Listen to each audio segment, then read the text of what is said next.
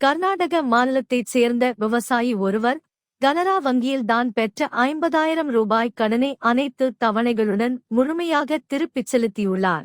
இருப்பினும் வங்கி தரப்பிலிருந்து அவருக்கு ஒரு அழைப்பு வந்தது. அதில் அவரது கடனில் இன்னும் 9.34 ரூபாய் நிலுவையில் இருப்பதாகவும் அதை உடனடியாகச் செலுத்துவதற்கு நேரில் வங்கிக்கு வருமாறும் அதிகாரிகள் அறிவுறுத்தியுள்ளனர். இவ்வளவு சிறிய தொகைக்காக தன்னை அலைக்கழித்த வங்கியின் போக்கைக் கண்டு அந்த விவசாயி கடும் அதிருப்தி அடைந்தார். வங்கிக்குச் சென்ற விவசாயி கவுண்டரில் 10 ரூபாய் நோட்டை வழங்கிவிட்டு நிலுவைத் தொகையான 9.34 ரூபாயை கழித்துக் கொண்டு மீதமுள்ள 66 பைசாவை தருமாறு கோரினார். ஆனால் வங்கியிடம் சில்லறை இல்லாத காரணத்தால் அந்த 66 பைசாவை அவர்களால் திருப்பித் தர இயலவில்லை. இதனால் கோபமடைந்த விவசாயி வெறும் 9.34 ரூபாய்க்காக ஒரு வாடிக்கையாளரை வங்கிக்கு அழைக்க முடியும் என்றால் ஒரு வாடிக்கையாளருக்கு சேர வேண்டிய 66 பைசாவையும் திருப்பித் தர வேண்டியது வங்கியின் கடமை என்று வாதிட்டு போராட்டத்தில் ஈடுபட்டார். தனது 66 பைசாவை தராமல்